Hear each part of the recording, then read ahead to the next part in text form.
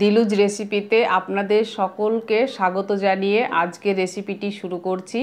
এই প্রচণ্ড গরমে আইসক্রিম হলে মন্দ হয় না, তাও আবার দোকানের মতো পারফেক্ট আইসক্রিম বাড়িতে তৈরি করা দোকানের মতো বাটারস্কচ আইসক্রিমের রেসিপি আজকে আমি শেয়ার করছি। তো ভিডিওটি দেখতে থাকুন।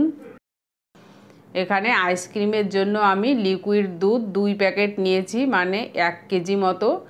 গ্যাসের ফ্লেমটা অন করে দুধ কড়াইতে দিয়ে দিয়েছি। এবার এটাকে ফুটিয়ে নেব।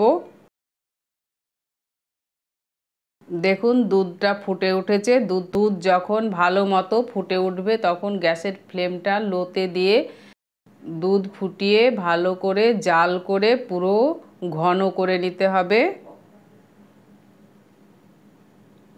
দুধ পুরোপুরি ফুটে গেছে। এবার গ্যাসের ফ্লেমটা লোতে দিয়ে দেখুন দুধটাকে আমি ফুটিয়ে অনেকটা গাঢ় করে নিয়েছি। প্রায় অর্ধেকেরও বেশি দুধ কমে গেছে।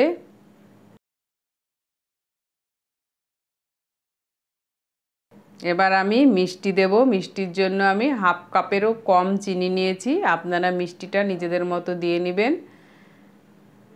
চিনিটা আরও ভালো করে গলিয়ে নিতে হবে, আর সেই সাথে আরও 2 থেকে 3 মিনিট দুধটা ফুটিয়ে নেব। দেখুন দুধ ফুটে ফুটে অনেকটাই গাঢ় হয়ে গেছে, আর আইসক্রিমের জন্য দুধটা আমাদের রেডি হয়ে গেছে। এবার আমি নামিয়ে দুধটা পুরোপুরি ঠান্ডা করে নেব। দুধটা এদিকে ঠান্ডা হোক। এখানে আমি ক্রিম নিয়েছি। এই ক্রিমটা সাধারণত কেক বানাতে যে ক্রিমটা ব্যবহার হয় সেই ক্রিমটাই আমি আইসক্রিমের জন্য নিয়েছি। এই ক্রিমটা আপনারা বেকিংয়ের দোকানে খুব সহজেই পেয়ে যাবেন। 200 গ্রাম মতো ক্রিম নিয়েছি।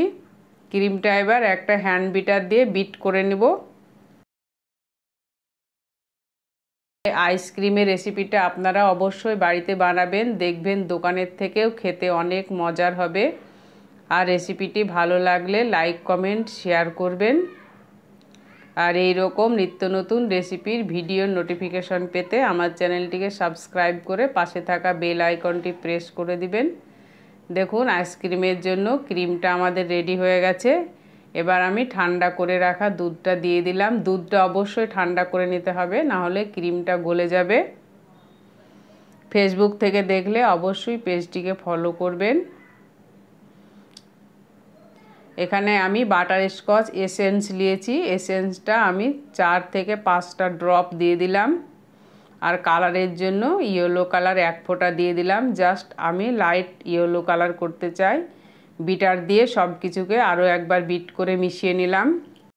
হালকা হলুদ কালার হয়েছে, দেখতেও ভালো লাগছে। আপনারা চাইলে কালারটা স্কিপও করতে পারেন। দেখুন আইসক্রিমের জন্য দুধ ও ক্রিম দিয়ে তৈরি মিশ্রণটা রেডি হয়ে গেছে। এবার এটাকে আমি একটা বাটিতে জমতে দেব। আপনারা চাইলে গ্লাস বাটি যে কোনো জিনিসে এটা জমাতে পারবেন, আর আইসক্রিমের মোল্ড যদি থাকে তাতেও খুব সহজে জমিয়ে নিতে পারবেন। এবার আমি বাটিতে দিয়ে দিলাম। দুধ আর ক্রিম একসঙ্গে মিক্সড করে দিয়েছি, সেটা দিয়ে দিলাম। দেওয়ার পরে এবার বাটির মুখটা একটা ফয়েল পেপার দিয়ে বন্ধ করে দিলাম। বন্ধ করে আমি 12 ঘন্টার জন্য ডিপ ফ্রিজে রেখে দেব, বা ওভারনাইটও রাখতে পারেন। একেবারে আমি 12 ঘন্টা পরে চলুন দেখে নিই আইসক্রিমটা ভালো মতো জমেছে কি না। ফয়েল পেপারটা ওপর থেকে এইভাবে উঠিয়ে দিলাম। দেখুন আইসক্রিমটা দেখতে কতটা কালারফুল লাগছে আর সুন্দরভাবে জমেছে।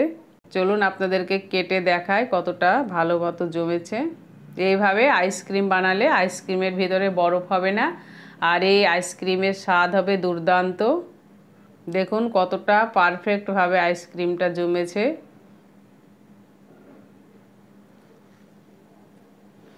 এবার আমি এইভাবে কেটে পরিবেশনের জন্য উঠিয়ে নিচ্ছি।